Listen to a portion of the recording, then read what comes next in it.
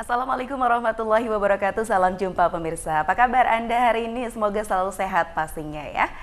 Senang sekali hari ini saya kembali membersamai Anda dalam Bincang iNews bersama Korey Hafizah. 1 jam ke depan kita akan berbincang-bincang mengenai topik yang cukup menarik. Kali ini Bincang iNews di episode kali ini dipersembahkan oleh Rutgers Indonesia ya, ruang temu generasi sehat Indonesia melalui program Power to Youth. Dan kita akan mengangkat topik mengenai upaya pencegahan perkawinan anak di Pulau Lombok khususnya. Kalau berbicara mengenai perkawinan anak, memang ini dampaknya juga sangat banyak, antara lain ekonomi, kesehatan, dan lain sebagainya. Dan berdasarkan data BPS di tahun 2018 saja, itu ada sekitar 1,2 juta kasus perkawinan anak yang terjadi. Bagaimana sampai tahun 2023 ini? Kita akan berbincang-bincang bagaimana upaya yang dilakukan juga dari pemerintah dan juga dari komunitas-komunitas lain sebagainya untuk bisa mencegah perkawinan anak terutama di Pulau Lombok ini. Sudah hadir di Bincang iNews kali ini dari Kepala Dinas DP3AP2KB Kabupaten Lombok Timur, Pak Haji Ahmad A. Kita sapa dulu narasumbernya. Assalamualaikum warahmatullahi Pak Kadis. Waalaikumsalam. Kabar baik. Kabar baik. Sehat. Sehat. Selalu semangat Pak Kadis, luar biasa. Ya. Oke. Selain Kepala Dinas DP3AP2KB Lombok Timur, kita juga kehadiran Kepala Dinas DP3AP2KB Kabupaten Lombok Tengah. Ada Ibu Baik Sri Hastuti Handayani.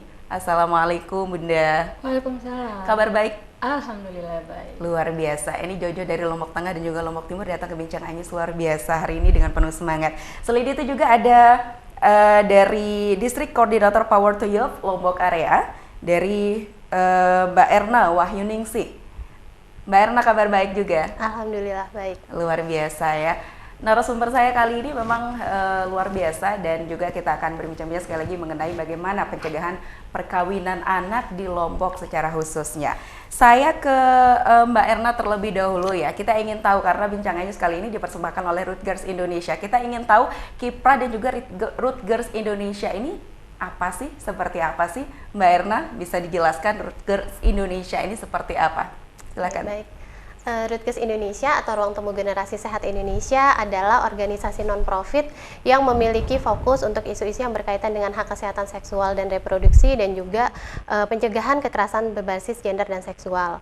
Nah, Rutgers Indonesia memiliki 3 program yaitu Generation Gender, Right Here Right Now, dan juga Power to Youth. Nah, di NTB sendiri, Rutgers Indonesia bekerja melalui program Power to Youth yang merupakan program 5 tahunan dari tahun 2021 sampai dengan tahun 2025. Yang mana di sini kami bekerja di Kabupaten Lombok Timur dan Lombok Tengah dengan mengintervensi 8 desa di kedua kabupaten tersebut. Tujuan dari program Power to Youth ini adalah kami ingin nanti di akhir tahun 2025 akan ada lebih banyak remaja perempuan dan perempuan muda yang bisa terlibat secara bermakna dalam proses pengambilan keputusan, terutama yang berkaitan dengan praktek-praktek berbahaya seperti perkawinan anak, kehamilan remaja, dan juga kekerasan berbasis gender dan seksual. Nah, untuk di Power to Youth ini sendiri kami mengangkat isu perkawinan anak, kehamilan remaja, dan juga kekerasan berbasis gender dan seksual. Oke, salah satunya perkawinan anak ya memang banyak dilakukan begitu kasusnya kita jumpai terutama juga di Pulau Lombok di mana juga perkawinan anak ini bagaimanapun juga dampaknya sangat banyak ya antara ekonomi, kemudian kesehatan. Kita ketahui NTB ini juga termasuk daerah yang tinggi kasus stuntingnya. Itu disebabkan juga oleh perkawinan anak. Kalau berbicara mengenai perkawinan anak, saya kembali menuju Pak Kadis Lombok Timur lebih dahulu. Perkawinan anak itu definisinya seperti apa Pak Kadis? Ya, baik, terima kasih. Jadi kalau berbicara definisi perkawinan anak itu sungguhnya terjadi ada 2 muda-mudi, laki dan perempuan, tetapi itu salah satunya adalah umur di bawah umur yang sudah ditentukan dengan undang-undang. Salah satunya atau dua-duanya itu berumur di bawah 18 tahun. Itu untuk dua-duanya, laki-laki dan juga perempuan. Laki-laki dan perempuan. 18 tahun. Harus 19 tahun. 19 Tetapi tahun. perkawinan anak itu yang dikatakan perkawinan anak itu apabila terjadi salah satu dari laki dan perempuan itu di bawah umur 19 tahun. Tetapi bisa saja dua-duanya juga di bawah 18 tahun. Nah, itulah dikatakan perkawinan anak di bawah umur itu. Nah, kaitannya dengan itu, kita sudah memiliki beberapa regulasi kebijakan itu. Ya, tadi sudah disebutkan juga dampak-dampak dari perkawinan anak ini, dampak di bidang pendidikan, kesehatan, ekonomi, kemudian nanti dampak yang paling sekarang ini adalah anak ini akan melahirkan anak stunting. Ini kan adalah program nasional yang tentunya melalui yang diatur oleh Perpres 72 itu tentang percepatan penurunan stunting itu, mau tidak mau ya ini perkawinan anak ini merupakan salah satu penyebab dari stunting. Itu juga harus barangkali kita sama-sama untuk menghindari jangan sampai terjadi pernikahan anak di bawah. Kalau di Lombok Timur, Pak Kadis seperti apa kasus perkawinan anak? Kalau data yang 2021 itu ada 132.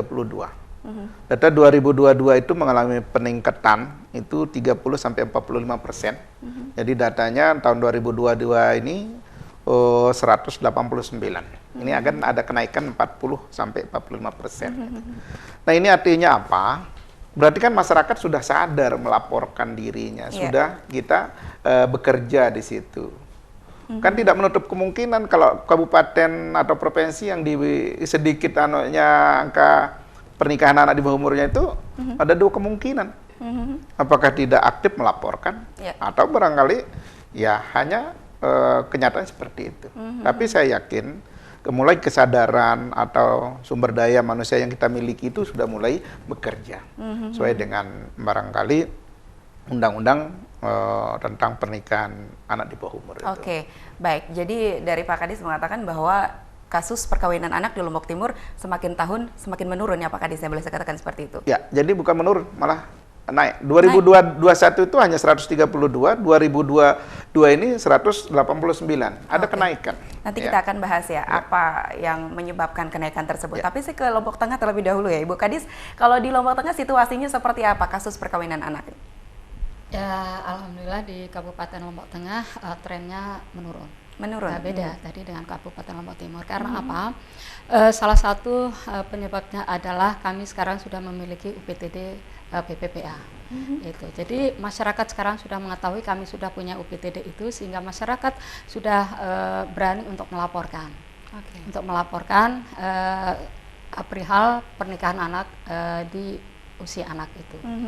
Kemudian dengan adanya PPPA ini masyarakat dan kami sudah dari DP3AP2KB sudah mengadakan satu MOU dengan Pengadilan Agama. Nah, itu salah satu dampaknya adalah Pengadilan Agama ingin kami membuatkan dispensasi untuk masyarakat kita yang akan menikah itu harus ada dispensasi dari UPTD PPA.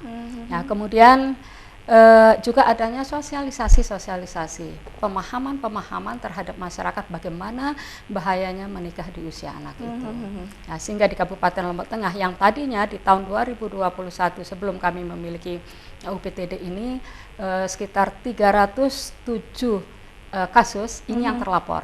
Di luar yang tidak terlapor, ini yang terlapor. Baik. Nah, kemudian setelah kami memiliki UPTD ini hanya 55 kasus yang terlapor. Wow, iya, itu yang 50% lebih ya? Iya, kasusnya ini yang terlapor. Baik, baik, Bu Kadis, nanti kita lanjutkan lagi, ditahan dulu ya. Kita akan jeda terlebih dahulu. Pemirsa jangan kemana-mana, kami masih akan membersamai Anda dalam Bincang iNews.